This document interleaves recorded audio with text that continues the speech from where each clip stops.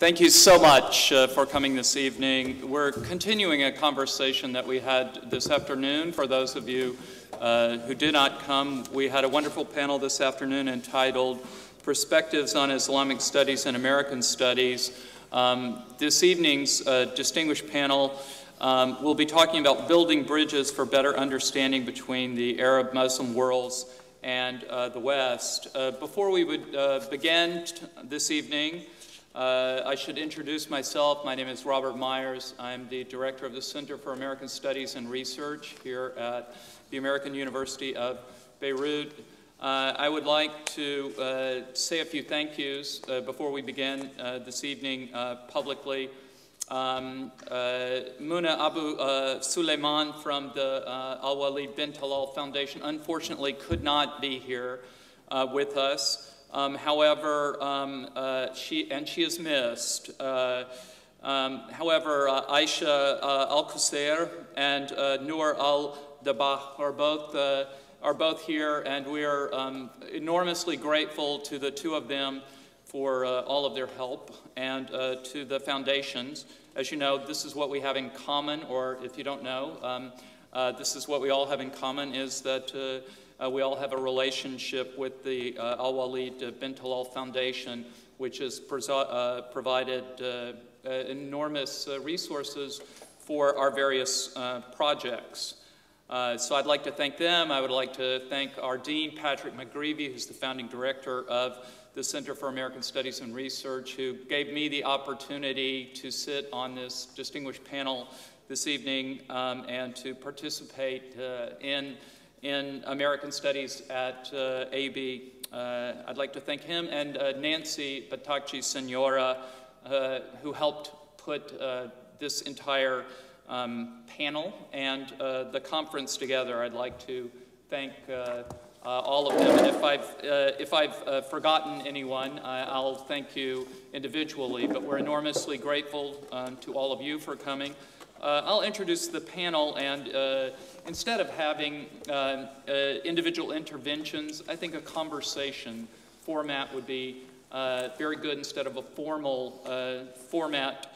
One thing that we are hoping that might happen is we have the perspectives of various parts of the world, and to take the temperature, if you will, of the relationships between the Arab-Muslim worlds and the West. Yes, we can also interrogate those terms, which is one of the things our centers do, but to take the temperature, as it were, from different locations, from Cambridge, from Edinburgh, from Georgetown, from Cairo, from Beirut. And that's something I think we all share here. That is one of the bridges that we have managed to build, is that we all believe that's significant. So let me, without further ado, introduce tonight's panel. We have Dr. John Esposito, who's the director of the Prince Alwaleed Bin Talal Center for Muslim-Christian Understanding at Georgetown. We have at the end of the table, Dr. Roy Parvis Motadeh from Harvard. We have Dr. Yasir Suleiman from Cambridge. We have Dr. Jerry Leach from the American University of Cairo, and Dr. Hugh Philip Goddard from Edinburgh. So what I'd like to do is to ask perhaps John Esposito, who was not on the panel this afternoon, if he might share some thoughts that he has concerning the possibility of this kind of, we had talked about integration, we had talked about encounters between the various disciplines, but also between these different regions, different cultures, if you will. Certainly we agreed on one thing: they're not civilizations. We're not sure what they are. They're not, they could be religions, they might be nations, but they're not civilizations. So, Dr. Esposito, please, the floor is yours. I'm delighted to be here for a variety of reasons. Lebanon was the first country that my wife and I lived in after I finished my doctorate. We were here in 71, 72. My wife taught at IC and was a consultant there. And I studied in Shemlan at the spy school and also lived on IC's campus. And we've been back a number of times. I wasn't able to get a job as a spy, so I decided to become an academic. It's really unfair to Shemlan and to the school there, which was a first-rate school run by the British Foreign Office. We are all directors of Alwaleed Centers. And as some of you know, but some of you may not know, these centers came about because after 9/11, Prince Alwaleed, who happened to study in the United States, where he did his bachelor's degree and then his master's degree at Syracuse, was very concerned about, obviously, 9/11 and the impact of 9/11, and quite presciently decided that it was important that Arabs understand the West better, and particularly students, the next generation, and that those in the West understand the Muslim world better. And so he endowed two centers, one at AUB and one at AUC, and then a short time after that decided to endow two centers in the United States, Georgetown and Harvard. Certainly the endowment of Georgetown is a sign of divine intervention. We can debate about Harvard. I'm not sure where Harvard stands on this. Is a religious question. And then also, more recently, Cambridge and Edinburgh University. Now, I want to contextualize, in a way, the importance of the creation of these centers in terms of relations between, if you will, and these terms are always bad, Muslim-West relations. When I got into the field, which was the late 60s, early 70s, people asked me why. Why would I do that? It made absolutely no sense. Islam was virtually invisible as a religion within America, certainly in terms of our geographic expanse and line. It's not that there weren't Muslims there, but mosques and Islamic centers were really not part of the landscape.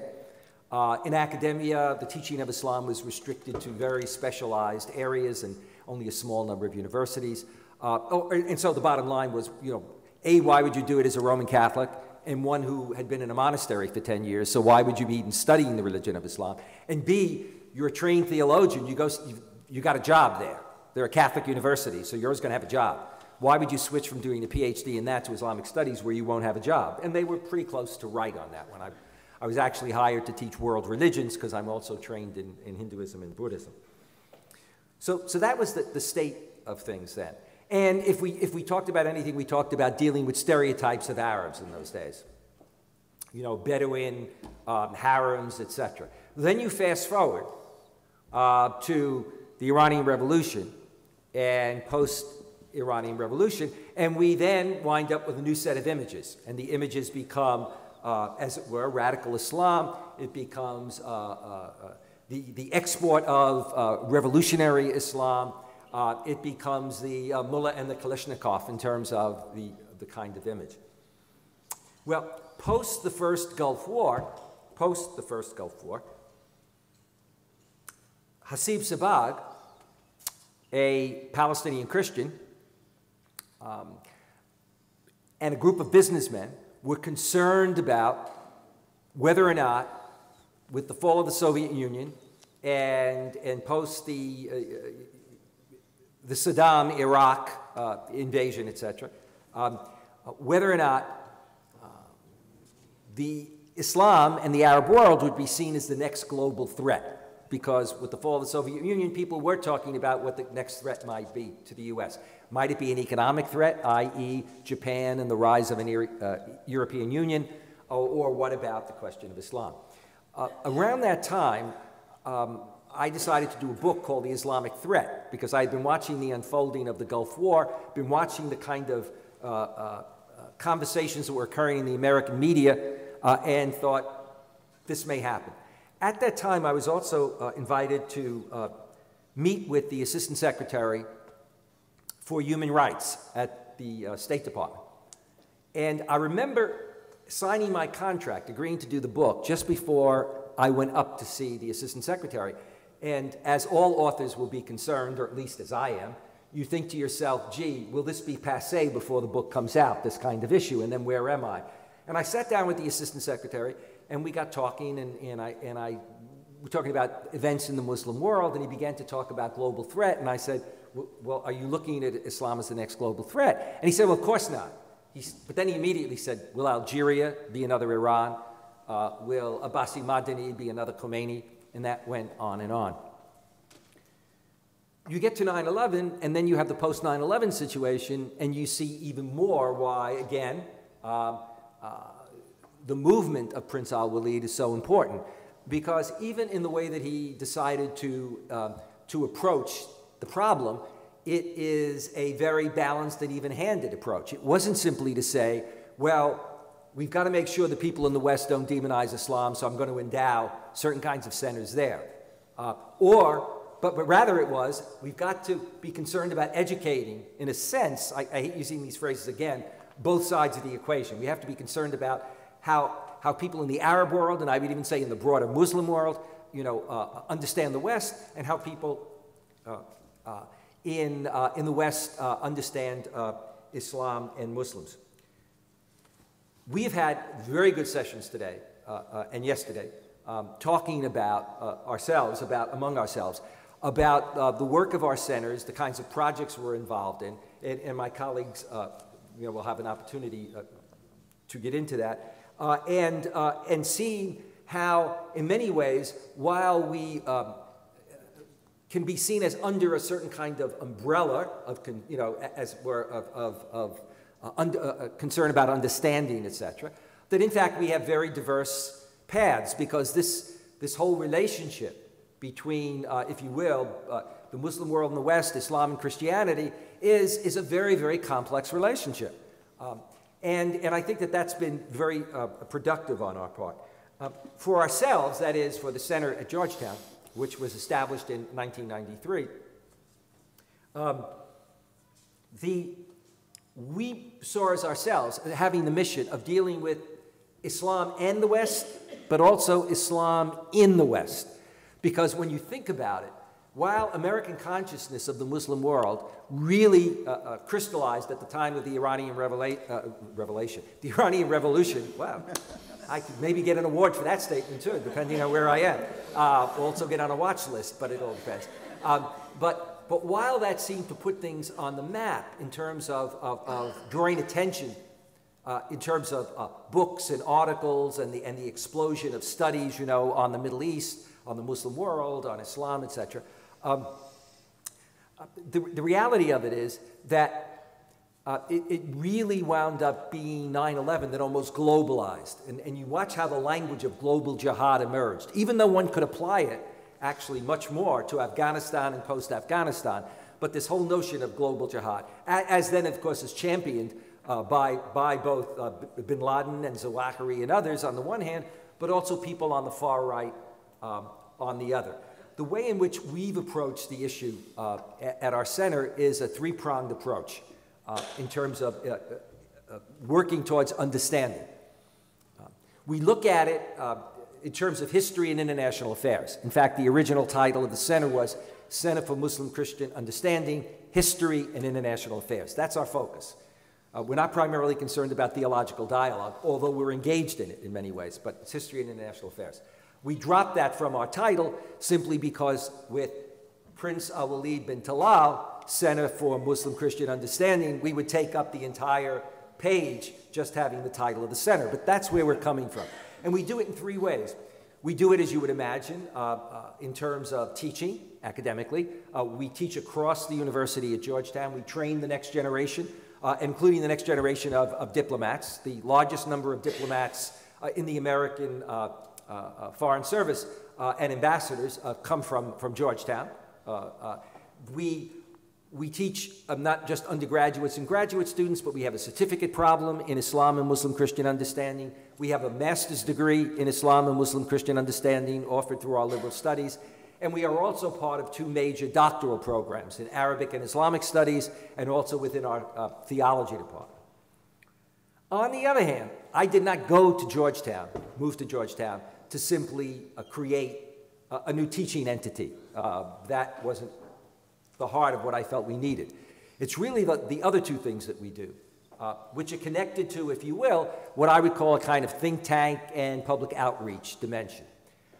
I.e., we are very concerned about getting the word out and having an impact. Now, you can do that in multiple ways, and the way we've done that from the point of view of research and publication is that with a center that now has 5 full-time people, but until recently had 4, in effect, if you look at our careers, we account for, these are just rough figures, 120, 125 books, maybe 450 articles and chapters. We average at least 150 media interviews, making of DVDs, etc., a year. And we do it both for scholars and for a broader audience. So, for example, all of the major reference works of Oxford University Press, the Oxford History of Islam, the Oxford Encyclopedia of Islam, the Oxford Encyclopedia of the Modern Islamic World, a whole host of those reference books have all been produced by faculty in my center. We also have Islamic studies online, so universities around the world can pay a modest fee, and their students and faculty then have access to major texts, to artwork, etc., through the internet. So we have that research and publication in which we deal with both classical and modern tradition, but in general, our publications, many of them tend to be more towards the modern and contemporary period, and dealing with issues, gender issues, dealing with issues of violence and terrorism, dealing with issues of religious pluralism, etc., etc. And then the final component we have, which is equally important, which is another form of really kind of outreach, only in its more usual sense and context, is that we spend an enormous amount of time. First, we run a program, which I think is state-of-the-art, run by Susan Douglas, of outreach to high school teachers, training them across the United States. Then we also have a program where we have trained faculty from around the country who will come to Georgetown, but we also go out and we do consulting for corporations, for religious groups, Protestant, Catholic, in some contexts, Protestant, Catholic, Muslim, sometimes Protestant, Catholic, Muslim, and Jewish. We run an institute every year for a week which trains pastors, priests, and imams on Muslim-Christian relations. We are associated now, the representatives of Common Word in North America, which is an initiative wherein you have several hundred major Muslim leaders writing to the heads of major Christian churches. This came out of Amman, saying, you know, we live in a dangerous world, we have our differences, but we need to work together for peace, and we have a foundation, love of God, love of neighbor, and we now represent that initiative in North America and are very much concerned with running projects that are related to how do we make it happen. In other words, we don't do the theology side of it, that's done by Yale and others. We don't do the Bible side, that's done by Cambridge and by Canterbury and others. We do, how do you take that and apply it in the real world in terms of, again, NGOs and their work, in terms of, therefore, religious pluralism, religion and conflict resolution, etc. We run a major conference last year, the Evangelical Church, some 200 evangelical ministers gather. They asked us to do something on Islam. We're repeating it this year. So we do those kinds of projects. But the important thing about all of that work, and the important thing of the work that my colleagues do in their centers, and they'll tell you more about that, is the realization that we're back a generation. That is, if many of us felt that in the 60s and 70s, Islam was invisible, as I like to say, I owe my career and my Lexus to the Ayatollah Khomeini and my Lexus coupe to bin Laden, if that put it all on the map, in terms of both awareness and the way governments are concerned, and religious bodies and companies, etc. The reality of it is that 9/11 put us back 10 or 20 years. And one need only look at the public discourse. Look at the discourse on the part of militant religious leaders, both Muslim and Christian, and at times Jewish. Okay? Look at the militant discourse at times on the part of political commentators and even at times heads of government. look at the rise of the religious right and that anti-immigrant tone to it in Europe, but in particular as it targets Muslim populations. Look at the growth of Islamophobia, both in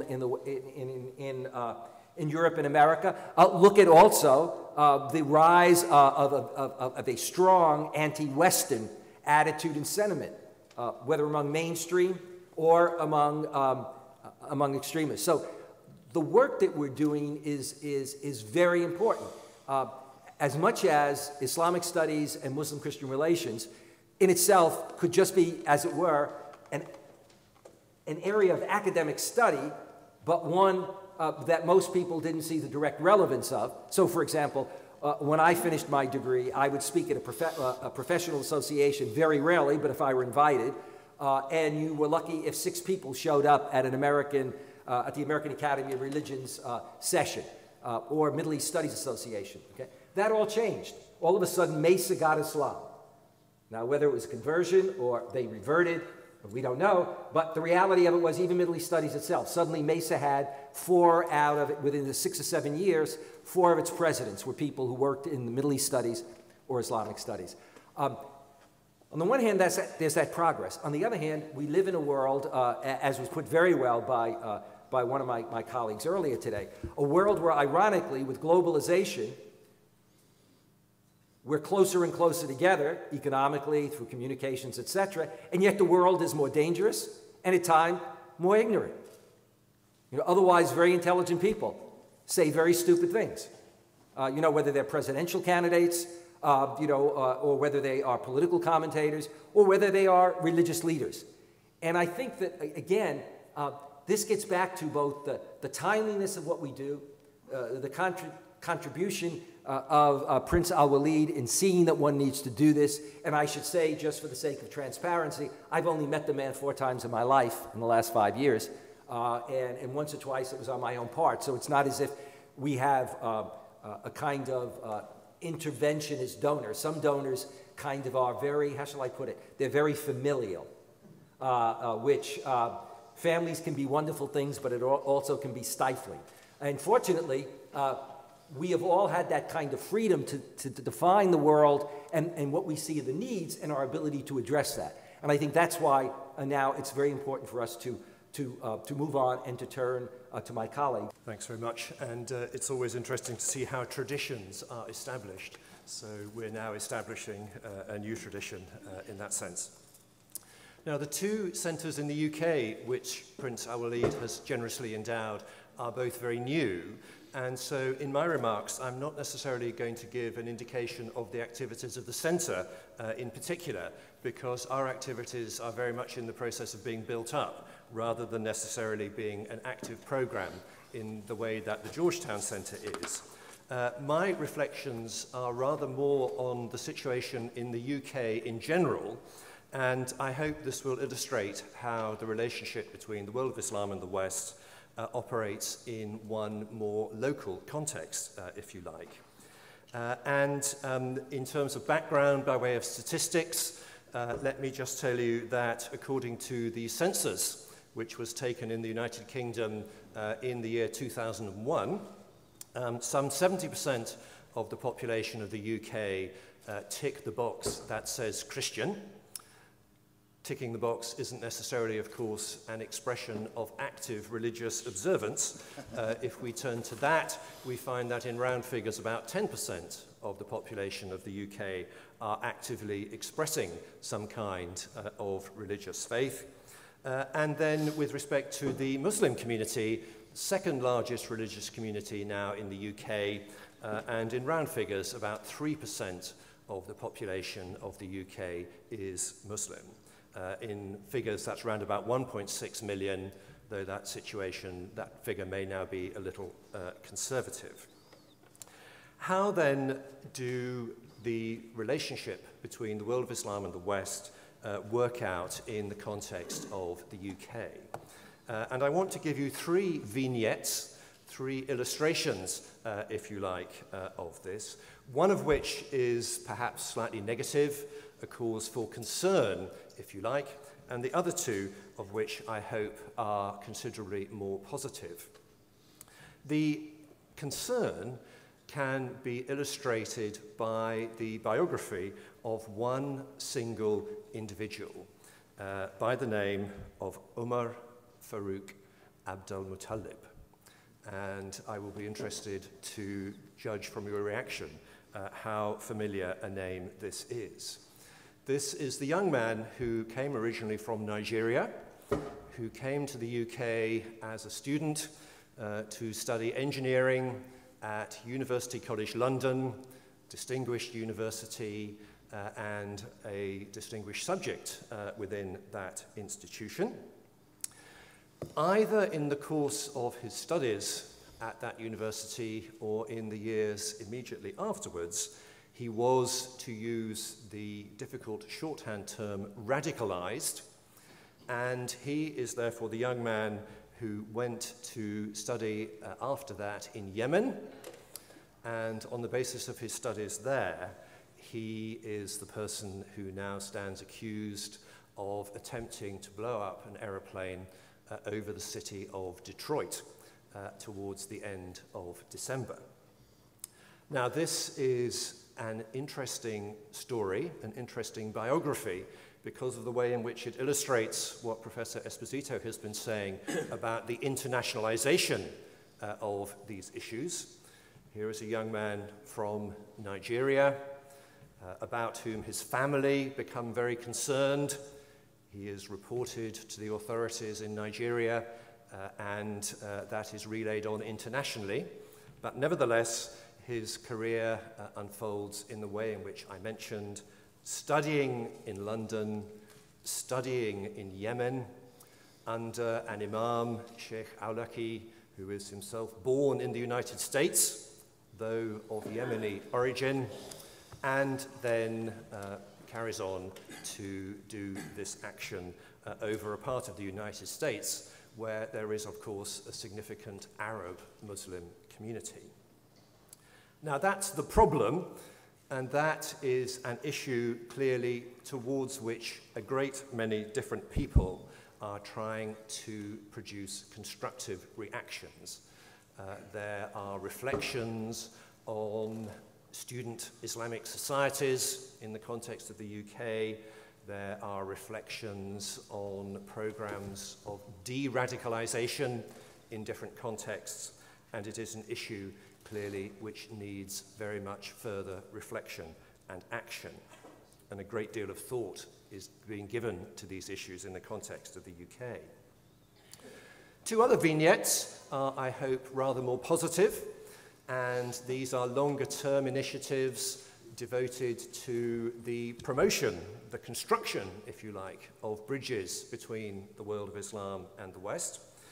And the first is an international one whose title, indeed, is Building Bridges, an initiative of the Archbishop of Canterbury, the senior Christian religious leader in the context of the UK, who over the course of the last 7 or 8 years has arranged by his own personal invitation an annual seminar for Christian and Muslim scholars from around the world to discuss an issue, a theme of common interest. And it has been inclusive in its membership, although Anglican Christian participants perhaps dominate the Christian membership of the group.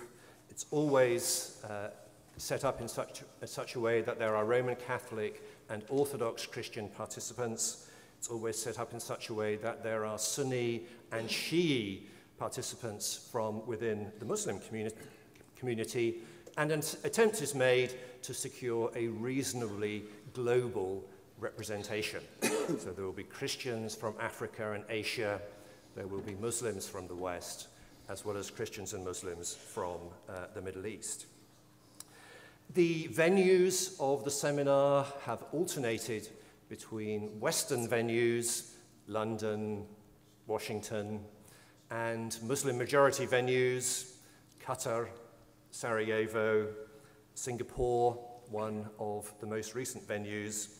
And the themes which the seminars have discussed have been very much an attempt to promote better mutual understanding.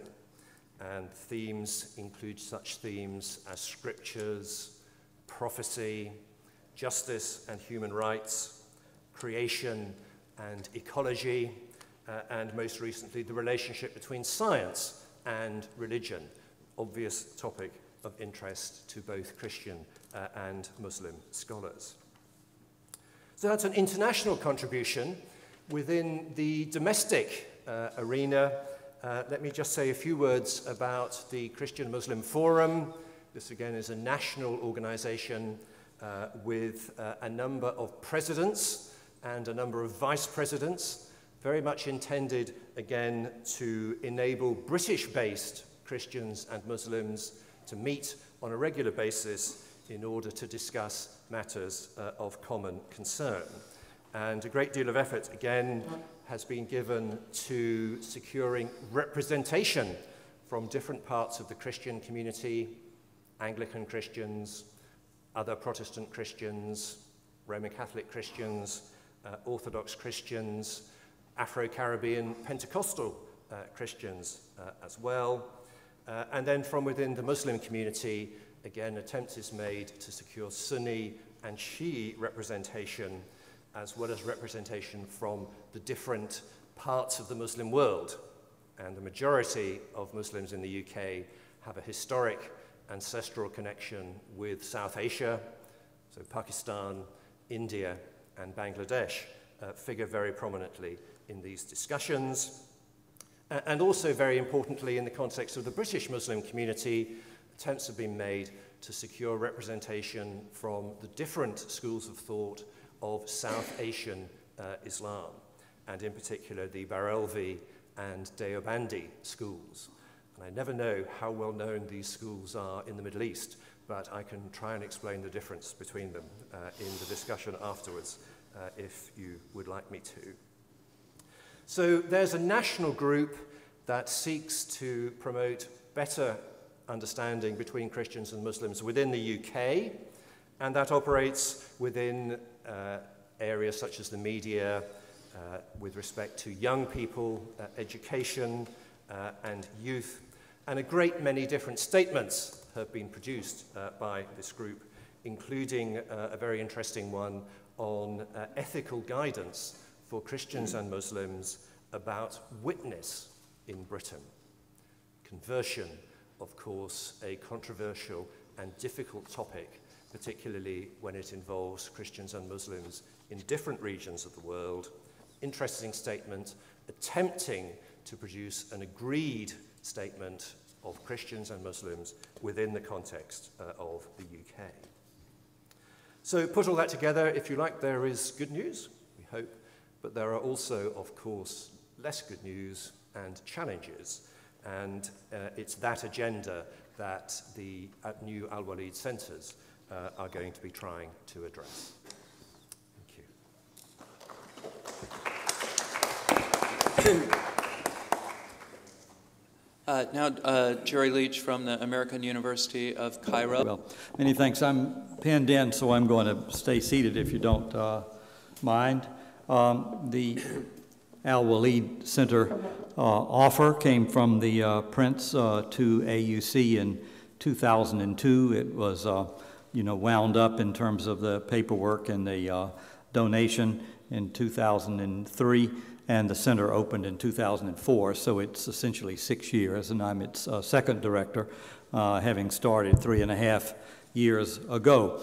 I believe the Prince chose AUC because it was a university of reputation and standing that he believed in, and also because Egypt is, of course, a population, an Arab population of 80 million, 1/4 of the Arab world, or thereabouts, and of course some of 9/11 had originated from Egyptians, etc. So I think that's why it ended up at AUC. The startup of American Studies, which was indeed started up in the history of AUC, now 90 years old, in the wake of 9/11 was a pretty difficult exercise, because there was a very high degree of anti-Americanism and disapproval of American policy across the board, really, in that period. As you know, the Israelis and the Egyptians established a peace agreement 1978, and then 1979 signed a treaty. The Egyptian government, in the top-down fashion in which it works, and it almost always works that way, did not carry the people with it. So the agreement was a top-down exercise, which the Egyptian government has stuck with and supported and protected all these many years. That's about 30 years, but it never had popular support.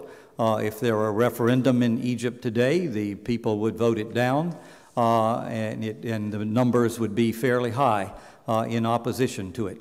So there's been a kind of bifurcation of the U.S.-Egypt relationship, with the government in support, in active collaboration, and the people in various points since the peace agreement of 1979 in active hostility or modulated hostility, but one way or another, the last 30 years has had there's been a lot of popular resistance to the relationship as a whole, and of course it's been fed by what's happened in Israel and the changes in American policy in support of Israel and the lack of progress, and then the falling apart of progress in recent years vis-a-vis the Arab-Israeli conflict.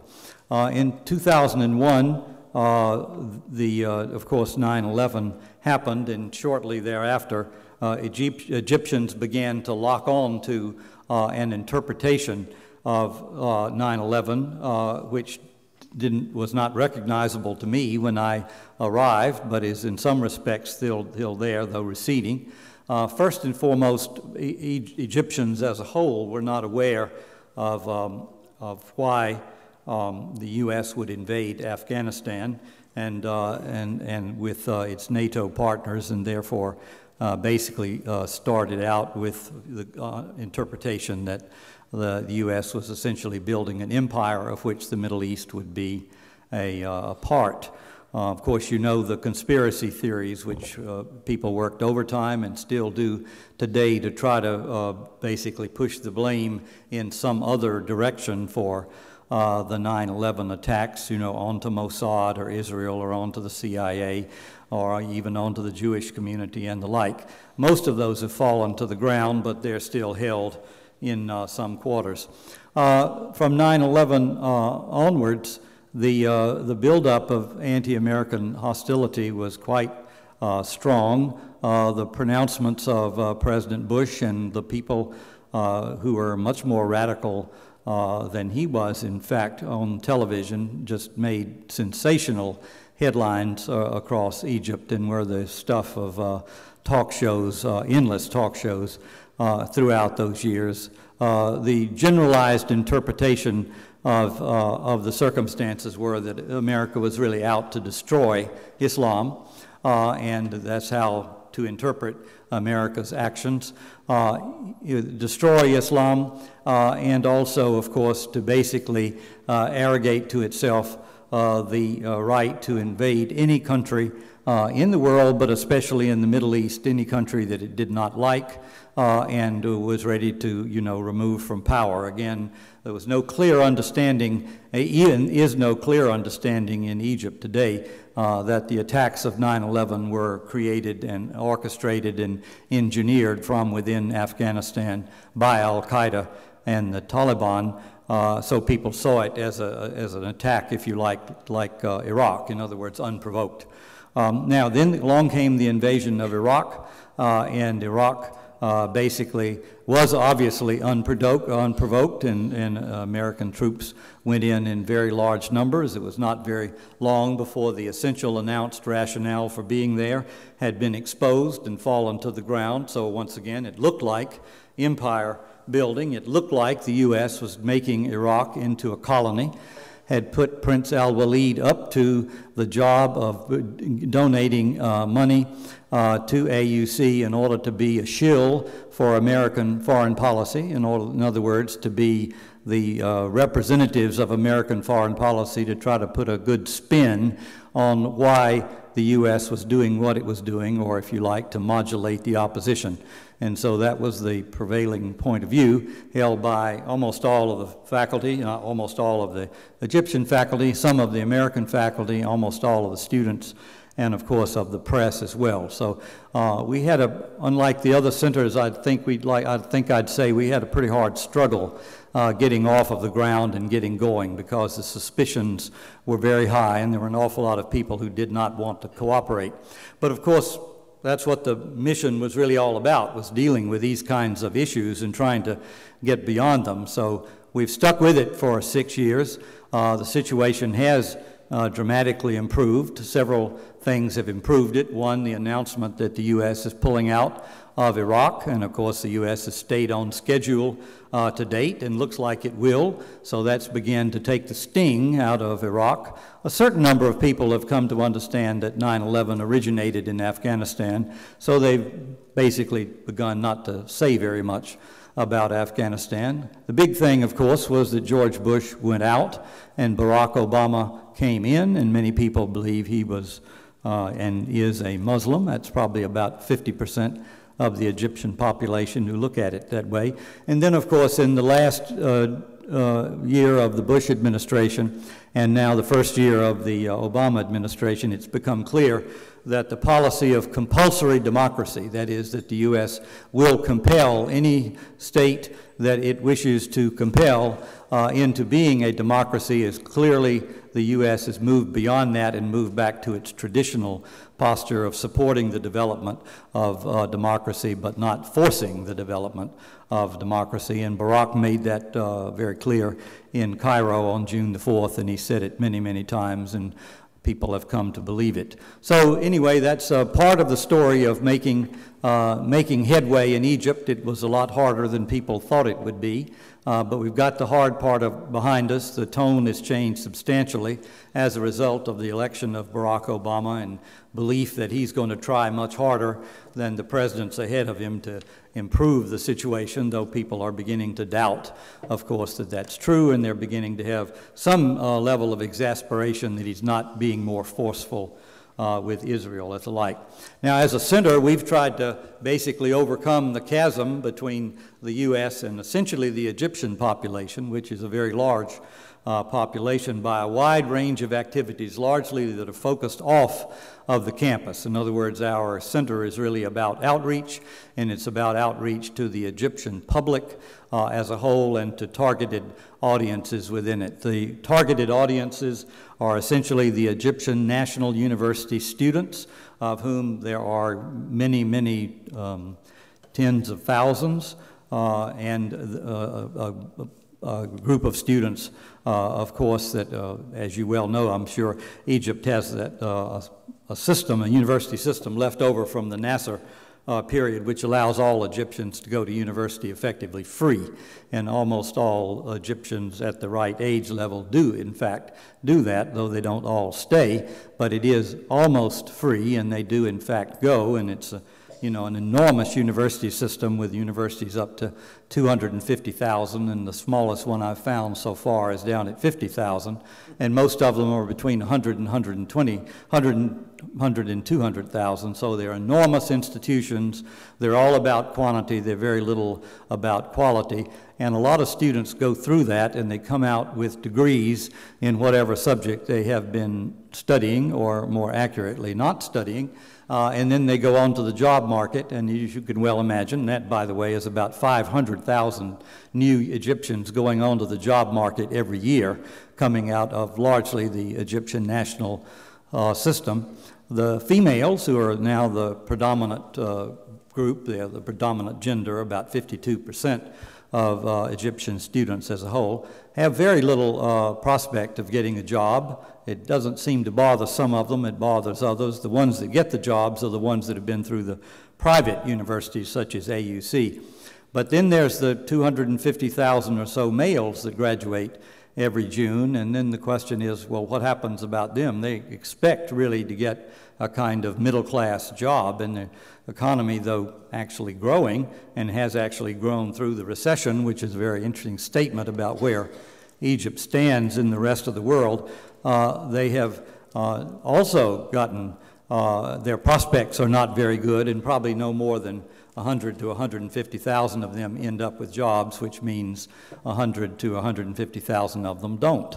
And that means you have this floating and growing population of people, you know, on the fringes of middle class and urban society who have these university degrees and may be doing nothing and may be driving taxis and may be running fruit stands and are full of resentment. By the way, this is exactly the background of Mohammed Atta that I'm describing. Mohammed Atta, the lead figure, the head of the team that basically orchestrated the 4 airplanes flying into the targets in the U.S. So this is, to me, a very big problem and a very big challenge that the Prince has given us to try to basically be able to speak to these people and try to be able to shape attitudes in a way, hopefully, that the potential Mohammed Attas of the world will not happen again. Well, we do what we do largely off of the campus, some on the campus. We put on a lot of conferences. Those conferences have been on Islam and democracy, on Islamophobia in America, on U.S. foreign policy, obviously, which is always there, on the value of dialogue as opposed to conflict and the like. We sponsor quite a few trips to the U.S. in particular, and sometimes to Europe. We try to generate a lot of opportunities for Egyptian students, particularly opportunities that get them scholarships or conference opportunities or a chance to go for MAs in Britain or in Europe, in the European Union, or to the U.S., or other types of tourist trips or educational travel, etc. And they're very popular and I think very effective. Now, given the way we've interpreted the mission, it would call upon us to be very active with the Egyptian media. So that's in fact what we do. We've built a real substantial relationship with the newspapers and more particularly with the television services of Egypt. So now we are on television out of the center, you know, once every week or 2, and we are able to get articles into the newspapers, and we have standing with the Egyptian media, standing by which we can talk to the Egyptian public and indeed to the public in the Middle East as a whole through certain channels about the hot issues of the day, you know, about what's happening in the peace process, about the elections and the putting down of the Green Movement in Iran, about interpreting the difference between Obama and Bush and the like. So we put a lot of effort into the media. It's always hard to say when you're trying to basically deliver new perspective through the media how much effect you're having, because you never see the audience out in front of you, obviously, but we're working at it very hard, and we keep getting invited back, and I like the fact that we've basically been able to establish a way to speak through the media to the much larger population.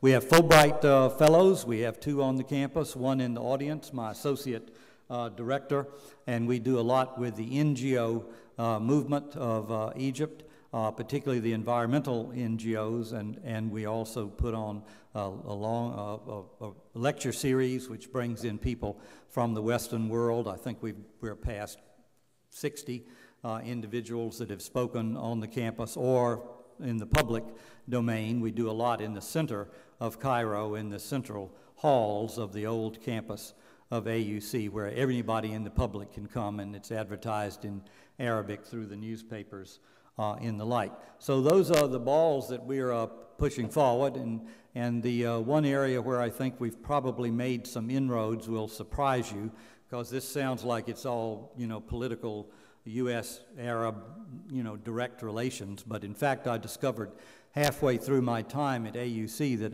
a very valuable way to work with Egyptians is to work on issues that both Egypt and the U.S. or Egypt and the West face together, in which both sides of the equation have a lot of progress to make, and one side cannot be easily the lord of the manor and point to the other side and say, you know, we're such good guys and we're doing such a good job on this or that, and you're way behind and you're not much to write home about and the like.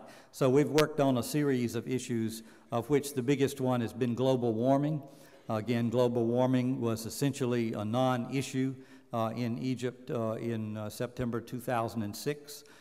when I arrived. Now there are articles in the newspapers about it almost every day, and we've given several public conferences, several documentary films shows. We've spoken at conferences, and we've had key people out on the campus and the like. And as a result of this, plus what's been in the IPCC, plus what we've done by film, means the Egyptian government just 2 days ago announced that it had changed its approach to the possible disappearance of the Nile Delta and was now going to put 150 million pounds into it to try to figure out what was going to happen in the future and what they ought to be doing about it right now. So there I feel like we've had some small contribution, and I feel like it's helped our standing and credibility to be able to some degree, activate public opinion to put pressure on the Egyptian government, which the Egyptian government is not used to, and the Egyptian public is not used to either. They're used to sitting back and waiting for the government to do everything and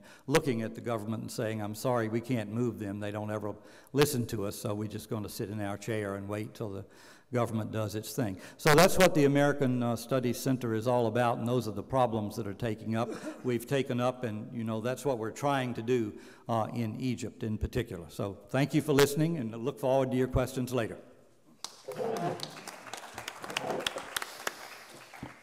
Thank you very much. And next, Dr. Suleiman from Cambridge, please.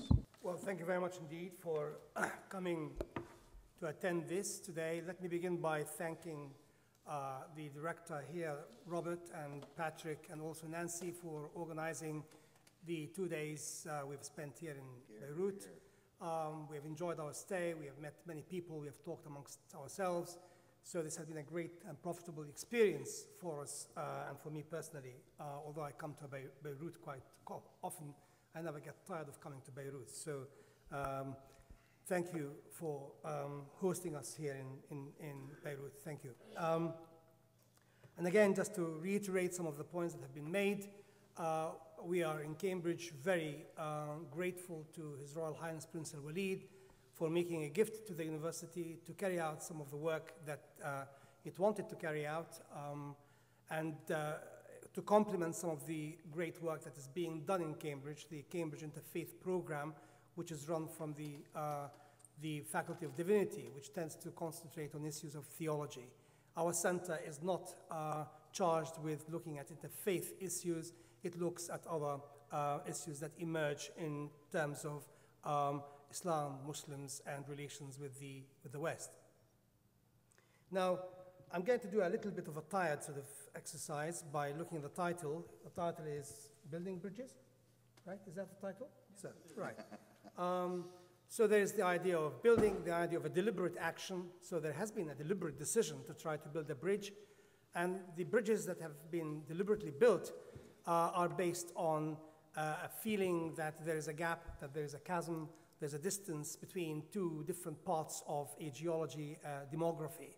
And our centers are somehow those bridges as far as we are concerned. That's the way we see them. But at the same time, I do not want to push the metaphor of the bridge far too far, because if you talk about Muslims in the West, I would like to go beyond Muslims in the West and talk about Muslims of the West.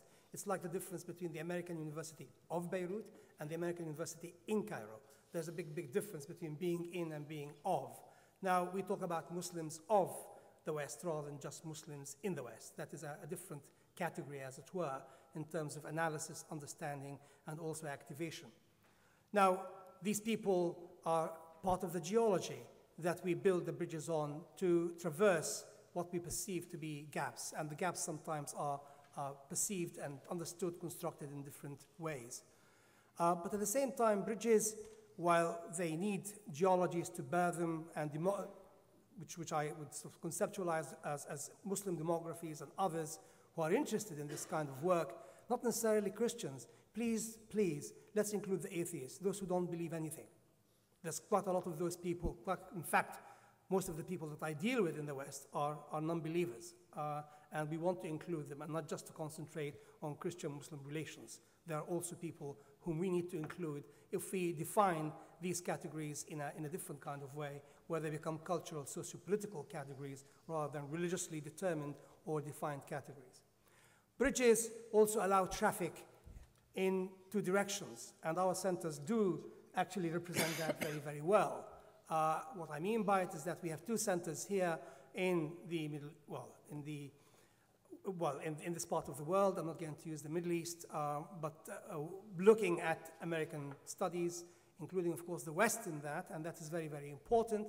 And then we have centers in the West trying to look at the West, but also looking out of the West, looking in different directions. So there's a lot of traffic that's taking place on these bridges. And these bridges, of course, need maintenance, and they need tender, loving care. And we need to attend to that tender, loving care as bridge builders, as also some of the pedestrians or the drivers, the traffic that drives both ways. And I think that's a responsibility that we all have, not just those people inside or on the sort of in charge with the building of the bridges, but also we all have a responsibility to maintain and to improve the condition of those bridges. Now, how do we take this vision forward in Cambridge? We are an old university. We celebrated 800 years. We are actually, in comparison with the other place, as we call it in the UK, we are a young university. We're not an old university. We're just only 120 years younger than the other place. The other place is Oxford. If you are in Oxford, you always refer to Cambridge as the other place. If you are in Cambridge, you refer to Oxford as the other place. We never really mention them. They never really mention us. But we are a very young center. We are only, I think, 1 year, 3.5 months. But we've tried to engage the agenda that we have developed with the Kingdom Foundation through the generous gift of His Royal Highness, Prince Alwaleed. And how did we try to do this idea of bridge building? What did we do? How did we interpret it? What kinds of things have we done? We were aware of one thing, that we should not replicate what is done elsewhere. We know that there are great centers doing Christian-Muslim understanding in Georgetown, interfaith program in Cambridge, established, well endowed, and we thought that we should just look elsewhere. And we know that also there are other centers doing other things in Harvard and also in Edinburgh. So we decided that we would like to work on a set of agendas and issues that would sort of provide, I hope, a new perspective. And I hope that through the examples I will give you, you will have a sense and a taste of some of the things that we do. Let me just say, we are charged with looking at the media, and we have done 2 important events so far. One called Broadcasting in Their Language, and just very briefly, we brought broadcasters who broadcast in Arabic, like BBC, like France 24, Deutsche Welle, and the Dutch and others, to come and talk about broadcasting in Arabic to the Arab and Muslim world. And then we brought also broadcasters broadcasting in English to the Western the English-speaking world. We brought Al Jazeera and also Press TV from Iran. We had a fantastic full day. We brought practitioners and theorists, and we produced a little report, which we haven't published, but we hope to publish soon. Another thing that we have done in terms of media is to concentrate on a research project funded by the Canadians, something like £110,000, and it is entitled Religious Broadcasting in the Middle East. And we looked at Muslim religious broadcasting, satellite broadcasting. We looked at Christian religious broadcasting and Jewish religious broadcasting, and we've tried to develop instruments for the analysis of the data that we had, but also to develop perspectives, content analyses that would help us understand how these different religions do broadcast themselves through the media. We're hoping to produce a book in about a year's time, and a translation of that book into Arabic, so in English and in Arabic. And the report will be produced soon. I have the draft of it, and we will just put it on the center website for outreach, just to get beyond the academy.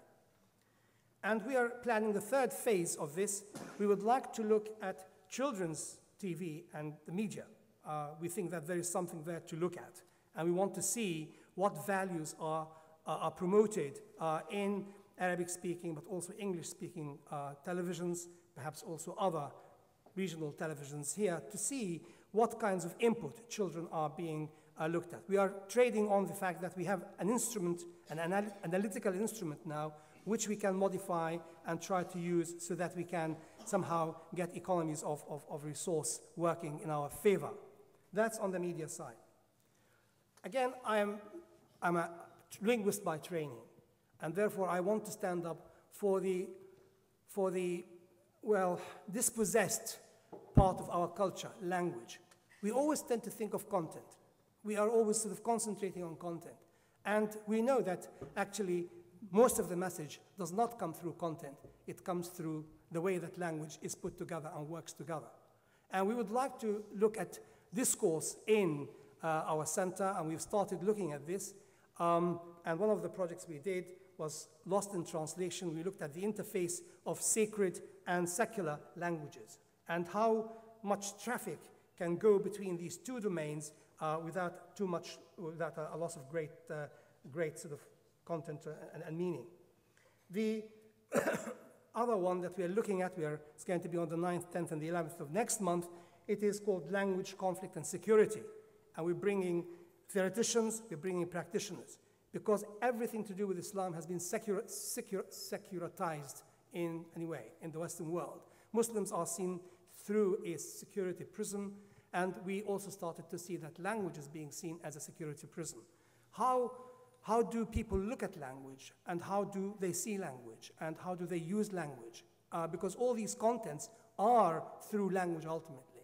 And we hope to bring, again, a volume out of this, but also a report for public outreach, for reaching the parts that other things do not reach. That's how my definition of outreach is. We also looked at the position of Arabic in the UK in a report that we have produced called Arabic on Campus. It has been also published, and you can see it on our website. We looked at how Arabic is being taught, is being promoted, used for security reasons. Fascinating stuff. Some really great insights. But most of our sort of vision has centered around Muslims in the UK and Europe through a number of socio-political engagements. The first is engaging the concept of radicalization, which has become part of the political science jargon, radicalization, de-radicalization. We wanted to question this notion of radicalization, de-radicalization. There was a time when being a radical was a virtue. You know, I remember as a young student that being a radical was something that you aspired to. You know, not being a radical was something that sort of dumbed you down, as it were. Radicalization as a term has been overtaken. And what we wanted to do is to question this notion of radicalization, but at the same time look at the political and socio-political implications of that. We did a conference. We're hoping to produce a book out of that. Hugh will have a paper in it. We're going to look in June on the diaspora, looking at Arab and Muslim diasporas in the West, including America. And we are calling for papers now. We have a core number of people coming to talk about diaspora.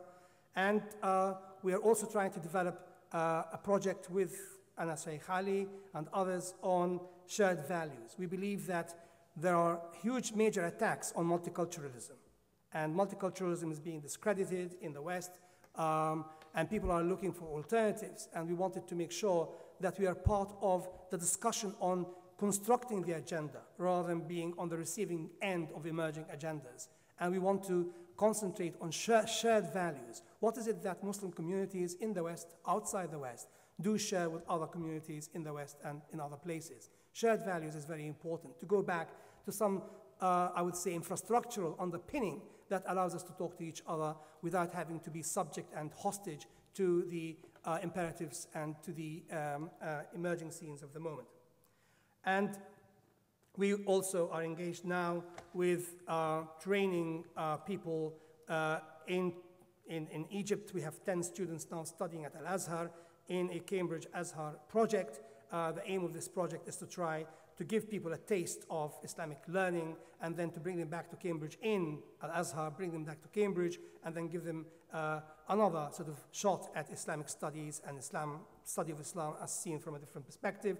But there's a strong vocational element in it, where the students will go and visit prisons, they'll visit youth organizations, NGOs, do a lot of work that way in order to make sure that in Britain, at least, we have students who can work in civil society and help to promote their communities and take them forward, interacting positively in their own surrounding as British Muslims, not as Muslims in Britain. It is important for us. Finally, we did a big project called Contextualizing Islam in Britain. That was a project that we've done for the government, trying to look at what it means to be a British Muslim. And we looked at that by interrogating, asking questions of 4 notions: the notion of secularism, citizenship, the Sharia as a road of moral path, and also at human rights and issues of that kind. We felt that Muslims have enormous contributions to make, not in an apologetic kind of way, not in a way that is generated by a feeling of deficit, but by a feeling that we do have things to contribute to the country in which we live and to which we belong. Now, those who were earlier with us also will have listened to my friend, colleague Ali from Harvard, who talked, Ali Ansani, who talked about the role of the arts, the creative arts, in actually spreading Islam on campus and beyond. And we also do believe in this.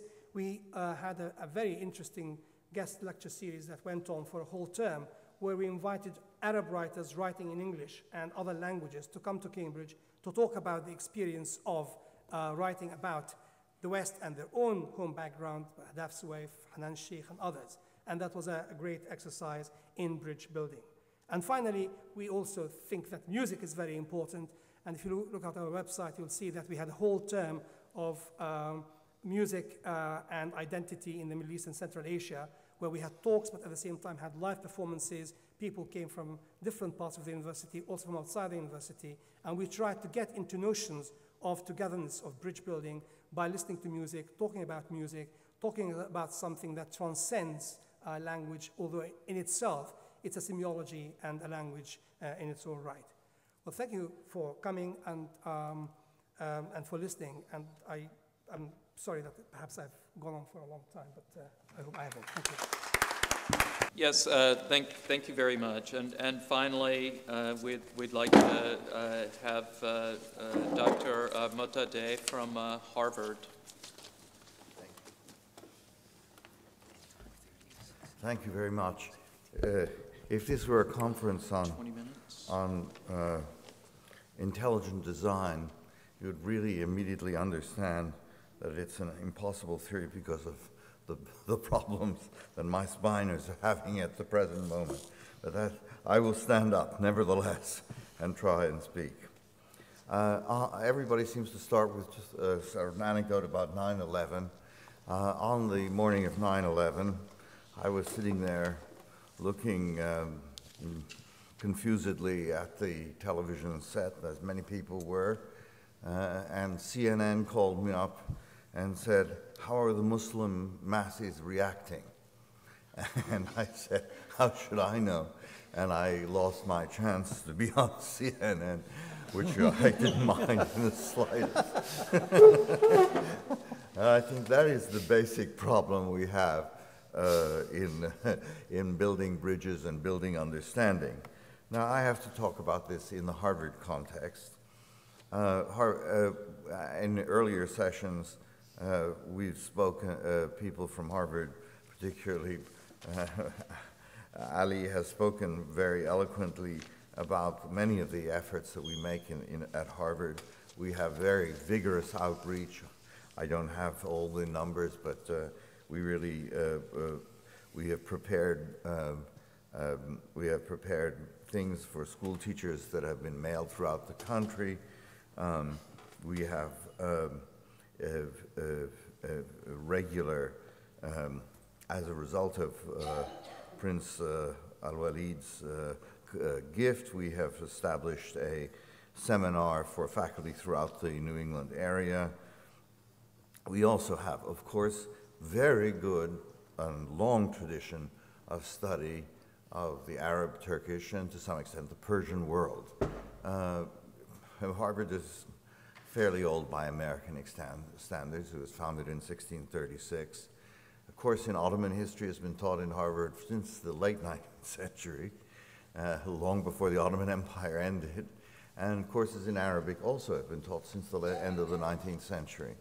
So Harvard, at this point, of course, when I took Arabic as an undergraduate at Harvard, Only 3 people survived the course, but it's very, very different now. We have well over, I think it's close to 200 people in first-year Arabic and so on. We have a professor of Arabic literature, we have a professor who specializes in hadith, we have a professor who specializes in Islamic philosophy. When Prince Alwaleed approached us, we offered to extend the understanding in the context of a large world university, the understanding of what the world of Muslims means, the cultures of Muslims means, and that is, we have to recognize, this may be an unpopular thing to say, the majority of Muslims live east of the meridian of Karachi. That's, I think it's, maybe in the Arab world, that's a bad thing to say, but it's just simply true. The Muslims of Central Asia, the Muslims of South Asia, the Muslims of Malaysia, the Muslims of Indonesia represent the majority of the Muslims of the world, more than half. I don't mean to say any group of Muslims is less important or more important or anything of the sort, but it is the aim of a Harvard education to, we used to have a requirement in foreign cultures, and now that's changing. But it has been always understood in recent years that one of the great purposes of a general education is to see the world through the eyes of a culture other than that in which you were raised.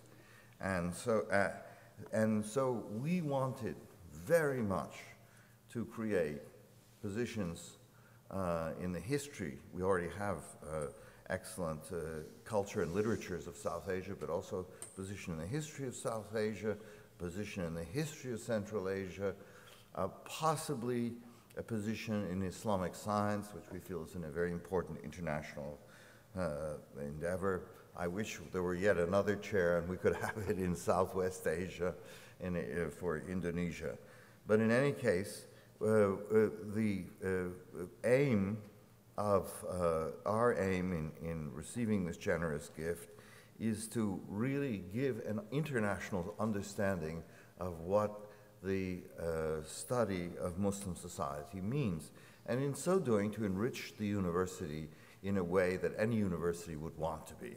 We are, after all, talking about 600 years or more of history of Muslims in Central Asia, more than that actually, really, much more. We're talking about a similar span for the history of the Muslims in South Asia and so on. So we're really a great swaths of history and culture, literature, are being brought into the curriculum at Harvard, and I feel this is extremely important.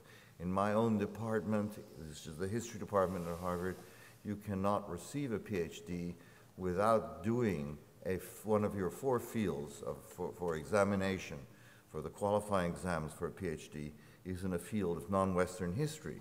And we will enlarge that enormously thanks to this generous gift. And I think that's extremely important. I teach Arabic text primarily, and secondarily I teach Persian text. I'm not primarily a teacher of Persian, and I adore medieval Arabic, and it's my passion. But I think it is very important to take in these vast regions of the Muslim world and put them in their history into the general history of Muslims everywhere.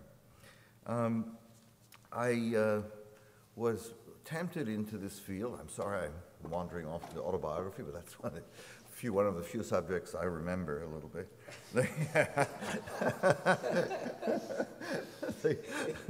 I was tempted into this field by a very great Scotsman named Hamilton Alexander Gibb, and actually Hamilton Alexander Ruskin Gibb, more Scots name you can't imagine. My father had told me that I must learn Arabic and Persian. He said Arabic first, but He, of course, was shocked that I should make a career out of it, just like John's father. But anyway, Gibb was such a brilliant man. I don't know if any of you read any of his works. His translation of Ibn Khaldun is still the golden standard. His short history of Arabic literature is a lovely, lovely book. But one of the things he made us read in first year Arabic was Surah Al-Hujurat, the 49th Surah of the Quran.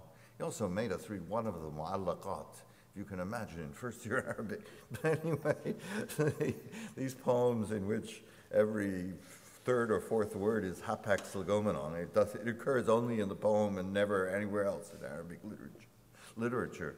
Anyway, we were reading Surah Al-Hujurat, and Gibb said,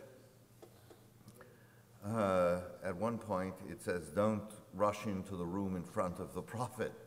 And Gibb looked very upset. He was a large man with an extremely large, wide cranium, like de Gaulle or something, and his head turned very red, and he said, "I wish Muhammad wouldn't speak like that." And I thought, how can a professor of Islamic and Arabic studies, how can he say something like that when, you know, a Muslim would not understand this to be the Prophet speaking, it's God speaking, and so forth. I now have come to think that people who teach Islamic studies have to agree to disagree. Some people will take a deeply anthropological approach. Some people will take a philological approach. We have both of these very well represented. We have two members of the anthropology department at Harvard. Some people, I'm a sort of bread and butter historian with a little philology. I'm often reminded of the story of the Emperor Akbar, the great Mughal emperor, who wanted to found his own religion. And he kept buying hooves of the donkey that bore Jesus into Jerusalem. And when he bought the fifth hoof, his vizier said to him, "But your majesty, no donkey has 5 hooves." And Akbar said, "Who knows, maybe one of them is genuine." I don't mean by this to say that most of our approaches are not genuine, but I think we have to be generous in our appreciations of the different kinds of belief and perspectives that are brought to this kind of study. And I think Harvard is an institution where we do this with great seriousness and some success. Thank you. I'd like to speak very briefly about the center here. I know many people already know about it who are here. Nonetheless, I would like to say a couple of words about the Center for American Studies and Research and the kind of work that has been done here over the last 5 or 6 years. First, I'd like to say that, I came at just about the time that the center was founded. And that's not why it was fortuitous. It was fortuitous because it was post 9/11.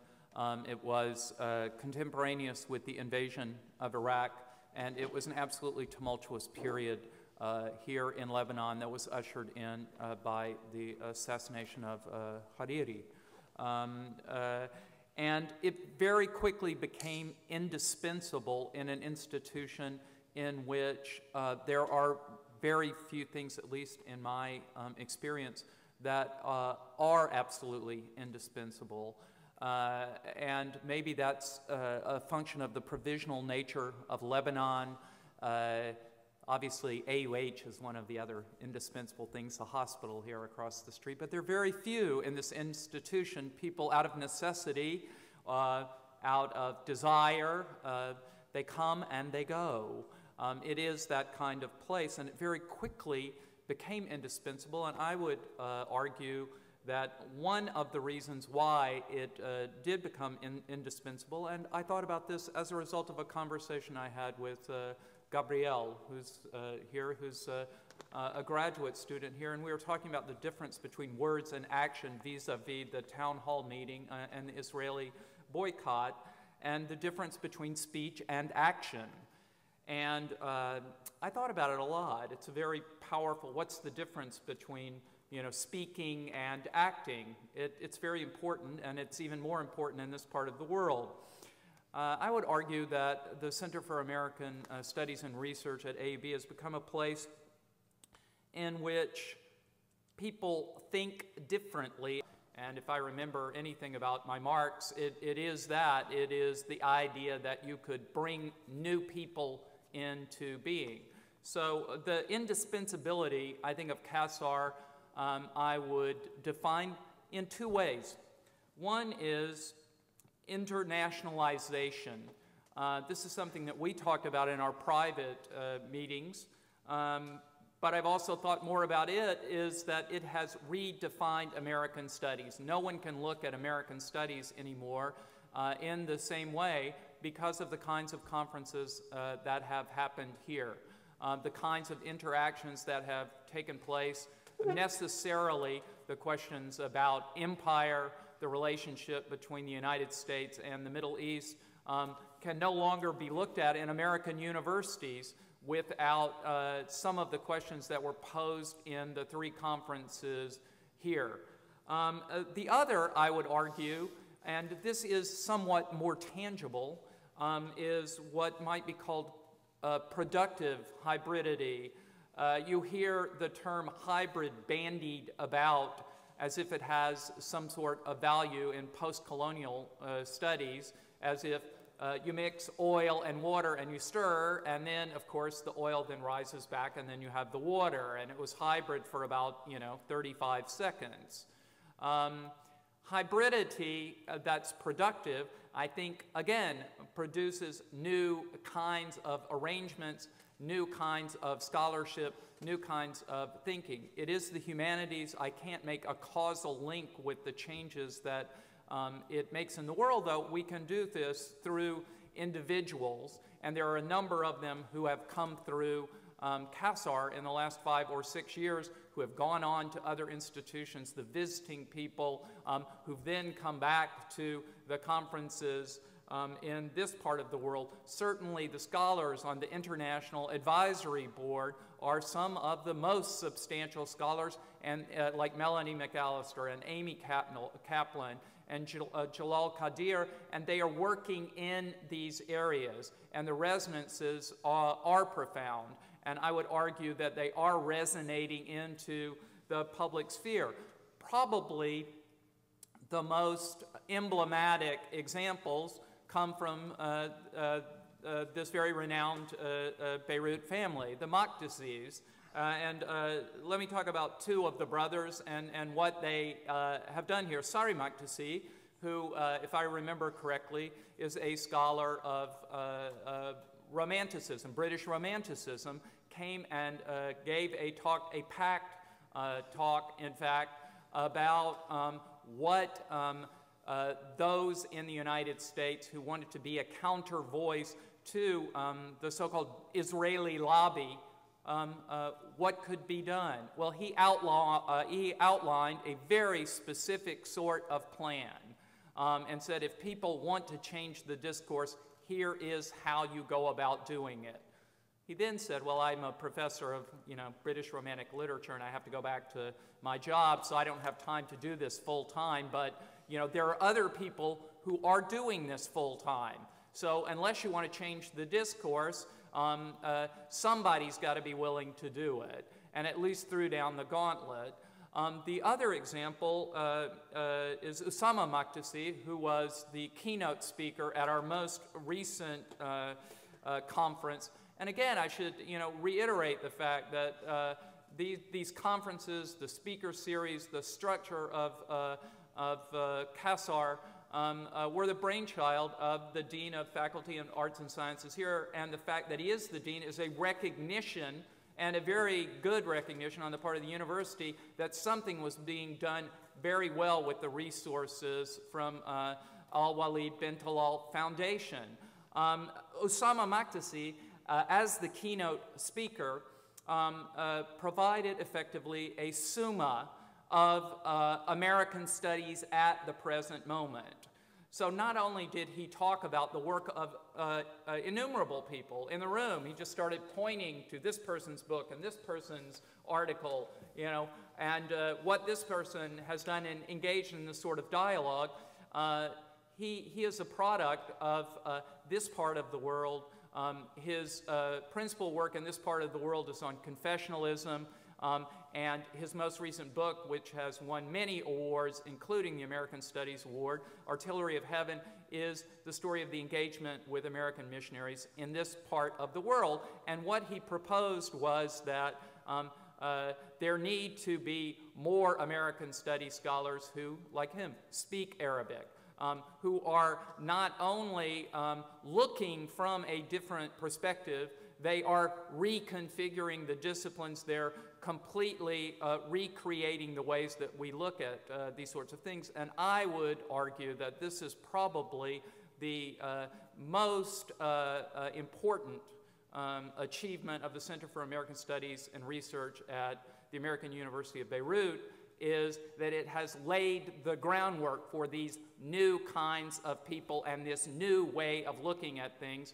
And I think it is a very positive outcome. So perhaps we can have a conversation with the members of our panel. If you have questions, do we have a microphone, Gabrielle?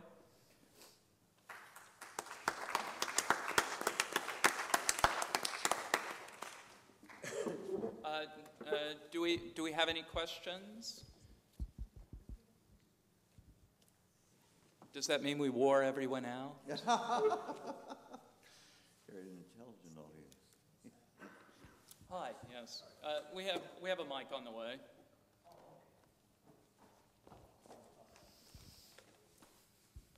Well, let's see. Just as things are so complex, but just to summarize the question, you mentioned hybridization and multiculturalism, and think of the term globalism. There's some in the Arab world that draw a circle around all those things, and also put America and the West, kind of a whole circle here. I'm just to paint a picture here. And they want to separate from that. I'm thinking of the work of Rigoberta Menchú. What my question's related to, she wrote a book, I, Rigoberta Menchú, that had a term in there called disassociative acculturalization. And I think the approach she took in the book there was that she would learn from the dominant culture and learn it very well to the extent that she would protect her own culture. And even I think she even used the term of learning the Bible so well and learning her schooling so well to even use it as a weapon against it to protect her own culture. And I just wanted to know how you might react to a motivation to learn another religion or another culture.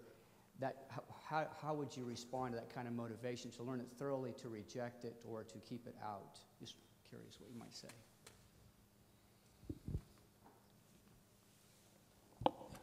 You'd like me to answer? I would say any of the above is the short answer. The longer answer, I think, to some extent, has to do with the demolition of some of these categories. Noel Ignatieff, who's in the audience, who's our Said chair, gave one of the most impressive exegeses I've ever seen on the question of race. I grew up in the apartheid South. I am informed above all by that experience. And the demolition he did of this concept of race, right? So to a certain extent, one can never negate power relations. And I think that this is why hybridity as such can sound wishy-washy. Nonetheless, once one lets go of essences, and I think ethnicity is right at the center of these notions of essence, then one inevitably has to redefine. If one decides to engage in revolutionary activity, to use that knowledge for some political end, that's a decision that someone ultimately will come to.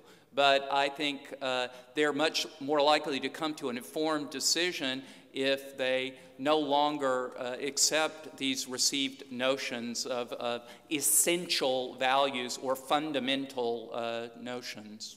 I would just add that my sense of things, I don't think that the people that I'm swimming with sometimes would say that they're essentialists or fundamentalists, although those are the terms that are thrown. Those are the terms that might be thrown at them, at fundamentalists and essentialists, kind of a wooden fundamentalism caught in an idealism and so on. I think those are the polemic that goes on, but I think there's kind of a culture which is more breathable than those terms. But I think that there is a sense that some people would use it to protect their culture rather than perhaps mixing or hybridization. Well, the one other comment I would add is then if they're not talking about biology, right, what are they talking about in terms of culture? In other words, culture is somewhat permeable and somewhat fluid. The idea that drawing a circle around your culture is a very effective model. However, when I say essence, it's a non-fluid category, and this is something that's brought up in classes repeatedly, and I think extraordinarily productive conversations take place about questions of nation, questions of citizenship, inclusion.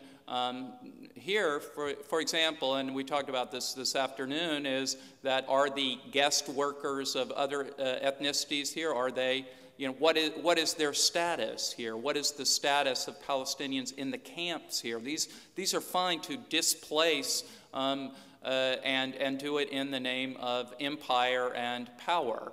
But I think it begs the question, ultimately. I mean, if you have to ask these questions, you have to ask them across the board. So I would argue that these sorts of binaries, when they break down, borders tend to break down sort of across the board. Here again, I'm also a product of Al-Andalus and Brazil, too, are these places where the borders are not well defined, would be my answer. Could I just add? Yes, yeah. please. Now, I mean, I haven't read the work, but I've read sort of reviews of it and also read people referring to it. Aren't we here referring to, not to an analytical sort of, it is not an empirical category of, this is what I have noticed people do when they do that kind of thing. This is almost like an activist construction of a notion. This is what you could do with it once you have learned it and mastered it, right? But these are two different things. I think, what people do with concepts is different from what actually takes place on the ground. There's always a leakage, even if people set out to apply these things normatively in order to protect themselves. Somehow they never cease to be affected by them. So this is the kind of critical sort of approaches to we need to be activists, and fair enough, but I don't really think that people would just do it that way in a blind way to protect themselves without being affected by it. It is just impossible not to be affected by it. Please. Just a comment in respect to that I guess the classic text for that kind of approach might be know your enemy. But in the context of our activities as the representatives of the different Alwaleed Centers, the hope is that through study and also through encounter, that view will be challenged. And if I might just give you a little plug to something which I think you've all received on your seats, is that right? This is from the UK context, but a lecture by Rowan Williams, the Archbishop of Canterbury, Islam, Christianity and Pluralism, attempting to address the views of the two traditions on this question. And the joint publication is, I hope, a kind of powerful symbolic statement at Lambeth Palace, the office of the Archbishop of Canterbury, with the Association of Muslim Social Scientists. And the AMSS actually gave an award, a medal, to the Archbishop for his attempts to address some of these issues. So commend that to you. If you haven't got a copy, I think copies are available.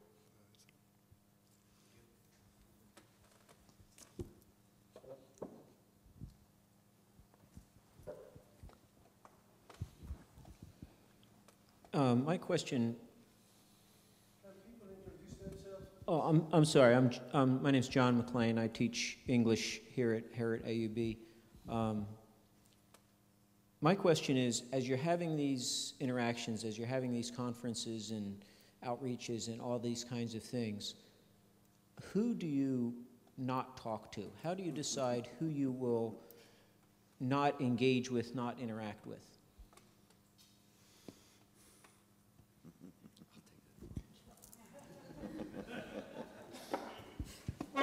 The four on this panel.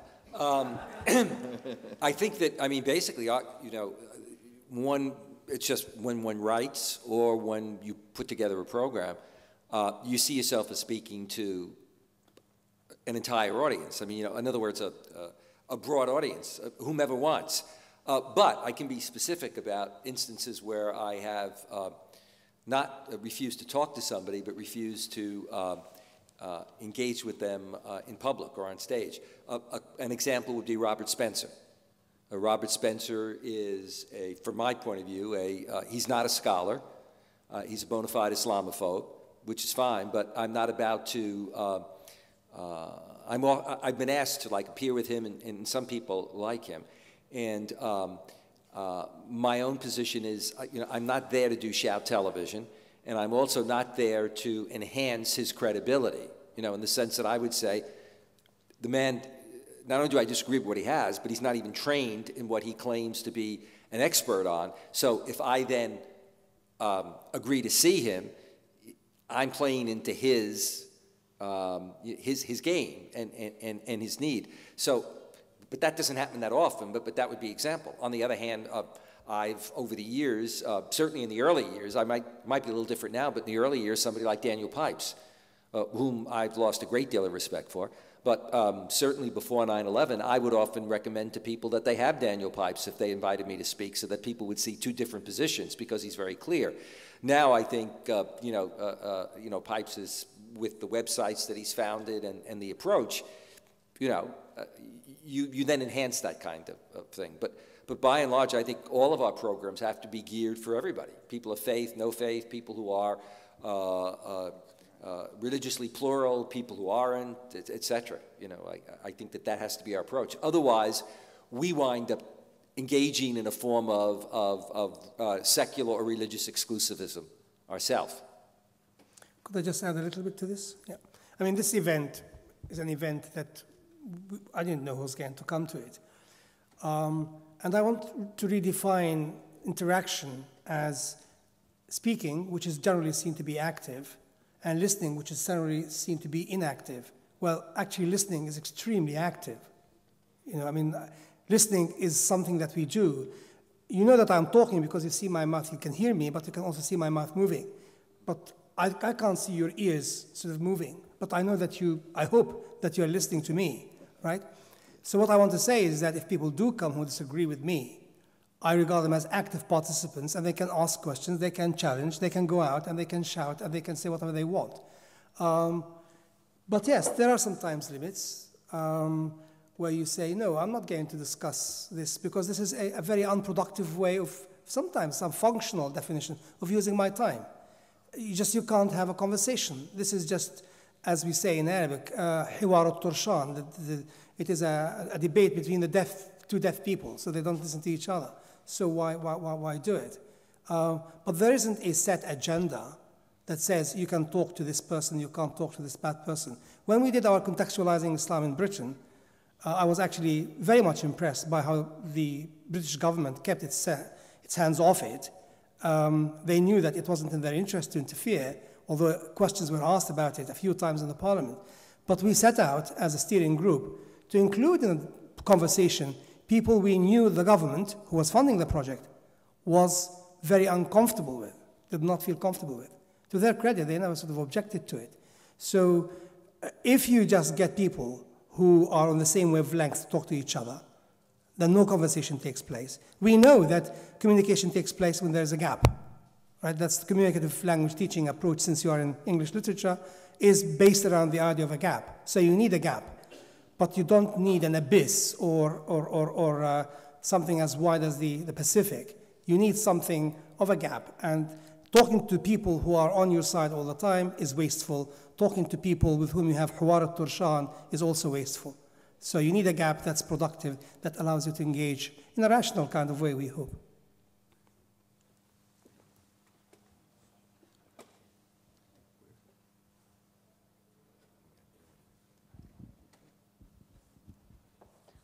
Okay, so throughout this afternoon and this evening, I couldn't help but be struck by the fact that despite the mandate being American and Islamic studies, there were a whole bunch of other voices that were kind of present in the room.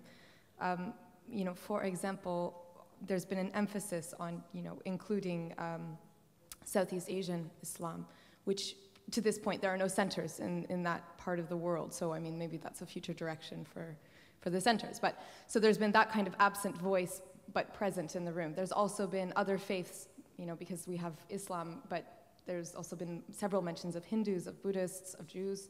And my question is, well, okay, so when did these present absent voices get to join the party, and how can you as center leaders envisage that happening, and how can you kind of go about bringing this about? Well, to begin with, we have, early since the center began, within 2 years after it began, we received an endowment to create a chair in Southeast Asian Islam. And so we have visiting professors from Southeast Asia. They offer courses on Southeast Asian Islam. We also run conferences in Southeast Asia, in Bangkok, in Malaysia, in Indonesia. We have a book that came out called Asian Islam in the 21st Century. So there's that emphasis. Our research scholar program has, from the beginning, had researchers from Central Asia and South Asia. So I think that there, you know, there's more of that happening. It's still not as represented as it should be. When Abdurrahman Wahid became president, as it looked like he might be, what really struck me funny was the State Department called, and they wanted to get some kind of information and sense of him, and I thought, how could we not know? And I remember when Warren Christopher was the Secretary of State in the first term of President Clinton, he was giving a speech at Georgetown on the Middle East, and they had a little meeting with him just before for about 5 of us. So I said to him, so you're going next week to Southeast Asia, you know, what are you going to say? And Christopher is an extremely, unlike many folks in his position, modest person, you know. And so he immediately said, frankly, I don't really know anything about Southeast Asia, but my colleague here can tell you what we're thinking of saying. But that also raised a big question at that particular point in time, you know, where worries. I mean, there's still a lot more that needs to be done. And again, if you look at the debate surrounding President Obama. By the way, I was going to mention this earlier, but an interesting statistic I saw in the newspaper.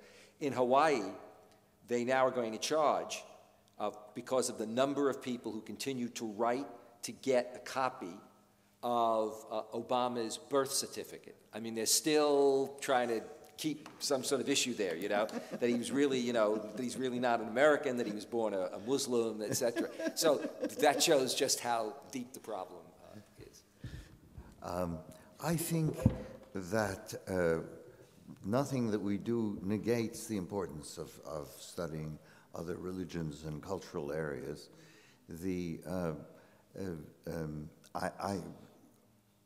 One of the, having gone to Quaker schools from age 4 till 16 when I left, I'm always very interested in traditions of meditation, whether they be Sufi or Zen or come out of any tradition.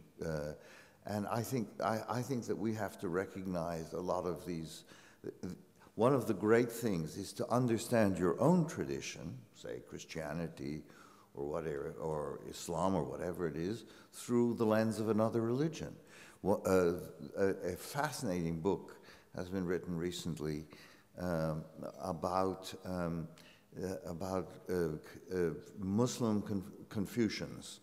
And you know, this is one of the excitements of studying Islamic studies internationally, that you run to all these things. Nevertheless, talking about religions all over the world, there are a lot of religions that are not religions from the Christian point of view, or Muslim or Jewish point of view. I mean, I think one of the fascinations of studying Islam for people from the West is that it has the same ingredients, the Bible and Aristotle, that the West has, but comes to some slightly different sort of recombination of these elements. And of course, that's those who are interested in the intellectual tradition. The famous remark of Matthew Arnold of Hebraism and Hellenism is made, or cult of civilization, or something like that. Anyway, so I think there is a special sort of interest in it. Buddhism, according to many Buddhists, is a religion that doesn't believe in the existence of God. I mean, dogmatically so. But not that there's anything wrong with Buddhism. I think we study all these traditions. Prince Talal's remit for us is to make Islam part of this sort of study of the world and understanding of it. Just very quickly also to say, it's interesting that's called Bridges the West, the Islam and the Arab world. And that's what it says.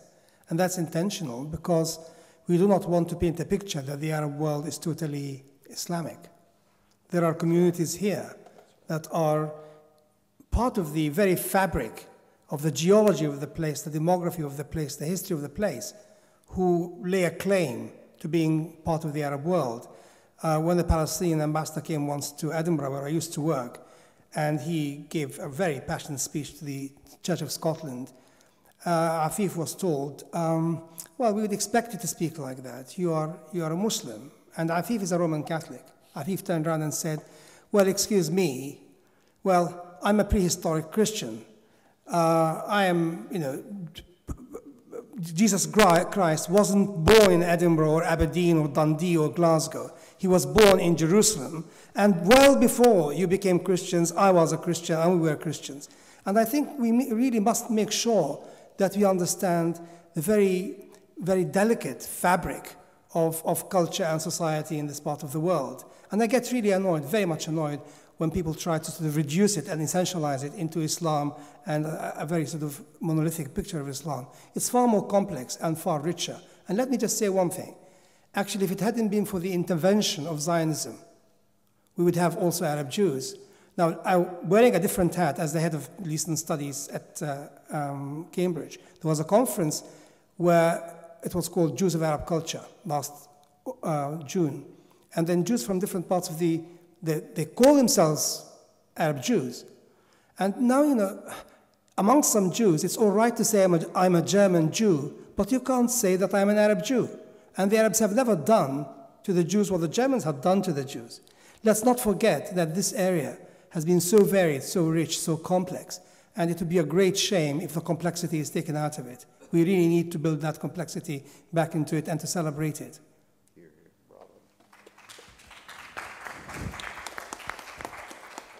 Just two quick comments, if I may. One is that the title does, of course, refer to Arab/Muslim worlds, and so the issue about the wider Islamic world is certainly included there.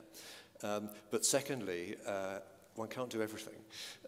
And as the director of the newest Alwaleed Center, I've already found myself on several occasions feeling rather overwhelmed about priorities in promoting better mutual understanding between the world of Islam and the West. So there's plenty to do for that, given that we're talking over half of humanity.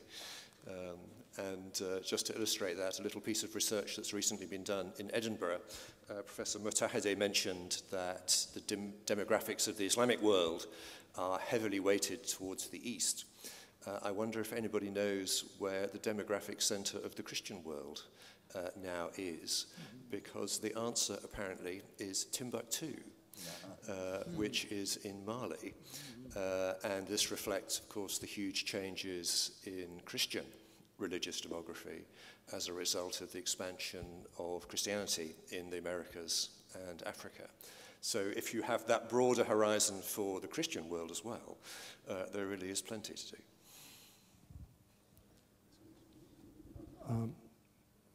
I'm Noel Ignatieff, visiting here at AUB. I was just noting the absence, even in name, from the discussions and perhaps from the curriculum of the various institutions, of the figure who was arguably, at one time and perhaps still, the most widely known person identified with Islam on the planet. The person who more than any other figure anticipated the global upsurge of Islam as a political force, the figure who certainly represents more than any other figure the intersection of Islam and the West. I'm referring, of course, to Malik El-Haj Shabazz, otherwise known as Malcolm X. And I wonder, is there a place for Malcolm X in the discussion of Islam and relations between Islam and the West?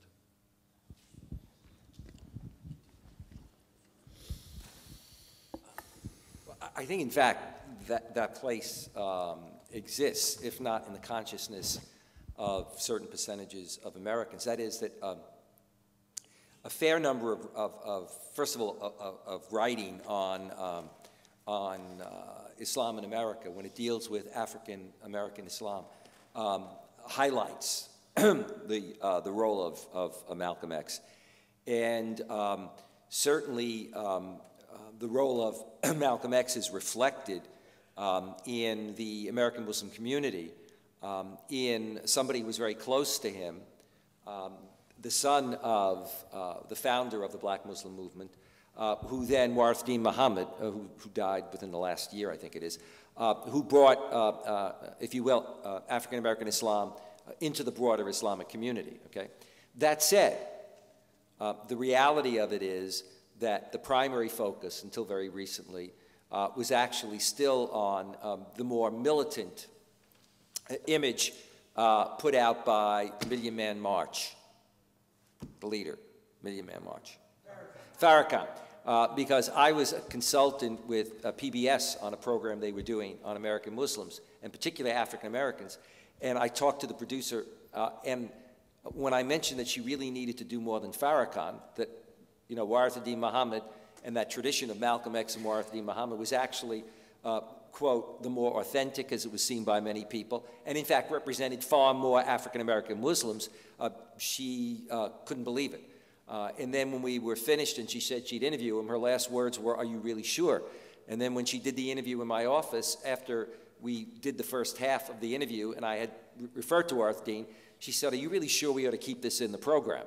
So I think at one level of consciousness, you know, within America, this is still missed a bit. But I think, you know, if you look at the way in which people do talk about the history now of American Muslims, not of the Black movement, but of the American Muslim community. And Malcolm X is more and more featured there, and also then within the broader community. But obviously, not as much as Muhammad Ali in terms of popular consciousness. Yeah, my name is Mike McMullen. I work with Jerry at the AUC Center, the American Studies Center. As I've listened to lots of stuff the last couple days, it's struck me. I have a comment and then a question. For 10 years, I've worked on a project back in the States called Faith Communities Today, which is a group of scholars that have studied 40 different denominations and faith groups. And we've done a lot of research, and the discussion always comes back to, okay, we've done lots of neat research that has all kinds of implications for how denominations and faith groups work together. How do we get it out to the public, whether that's imams and ministers and priests, or whether it's people in churches and mosques and temples, in synagogues, or what. And we've struggled with that for 10 years. We're about to launch the 2010 survey that does all this research, and so we'll struggle with that again. I've been delighted to hear some of the things that a lot of your centers have done. I'm going to take that back to the meeting in Chicago this coming summer, especially what Georgetown is doing with public schools and some of those things. But it raises the question also, what are the challenges to take what your centers do, either academically or other kinds of, I mean, Jerry's talked about some of the public outreach in the media and so forth, but are there other challenges we haven't talked about or other hurdles to overcome to take maybe some high-level discussions among academics or religious leaders and make it palatable, saleable, resonate with your average person?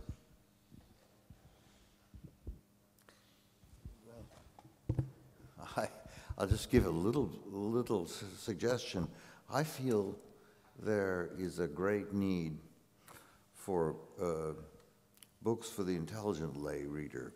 We have in English now a lot of very short introductions to the Quran and so I don't know, Islam for Dummies or something. There are all these books that they produce that are sort of for we need books that the intelligent lay reader can, who doesn't have a background in the subject, but nevertheless can get into it. One of my colleagues at Harvard named Mendes wrote a wonderful history of New England thought called the Metaphysical Club, which is an introduction for everything from Emerson up to John Dewey, and it's it's a lovely book. I'm trying to write now a book about Iraqi Shiites that's at sort of that level. I think we have a lot of technical books that are theses, and we have a lot of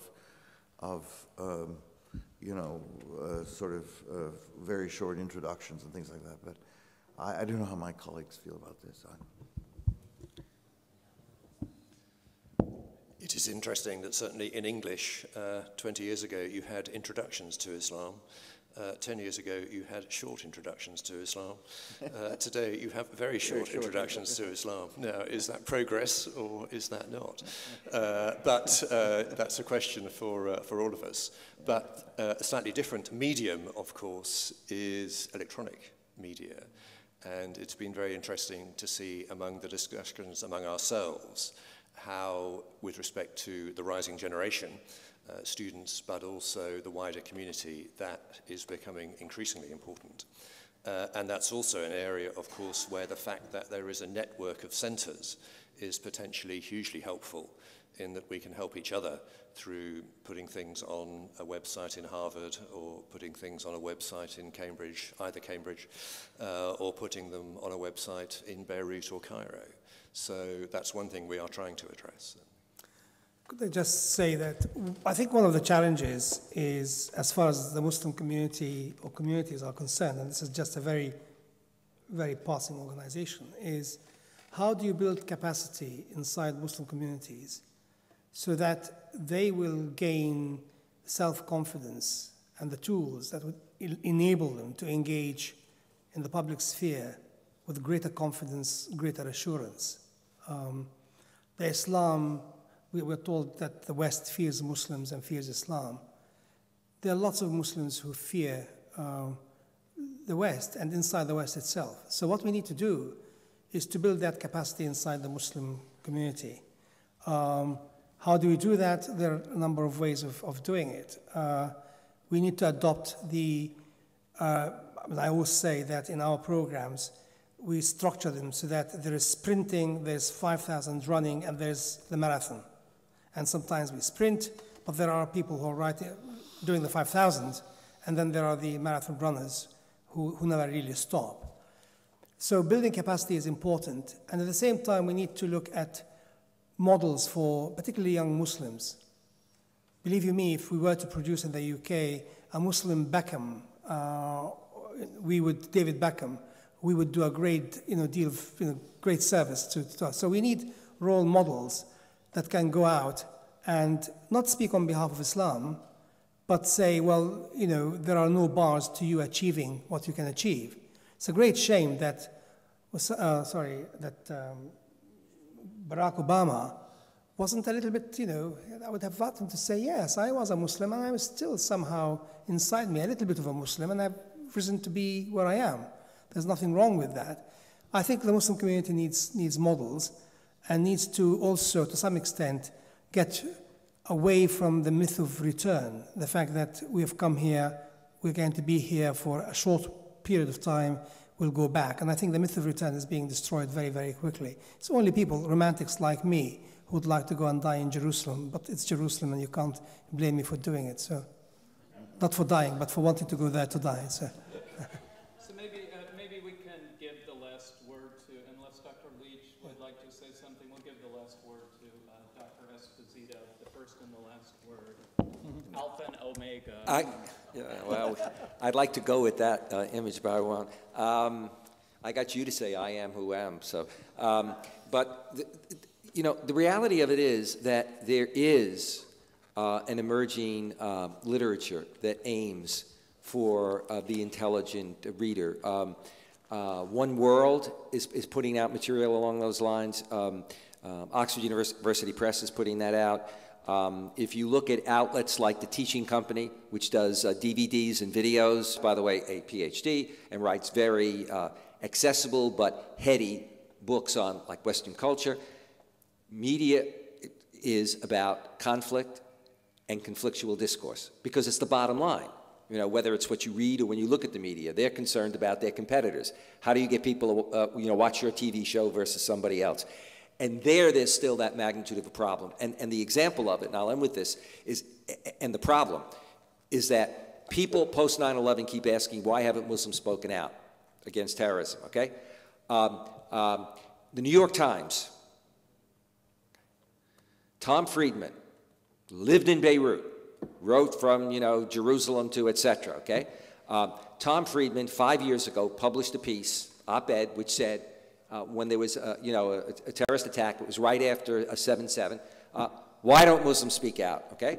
John Vole and I wrote and in effect said, Tom, you're too bright to be that stupid, which is what my dad used to say to his 3 sons who were the first generation to go to university when we disagreed with him.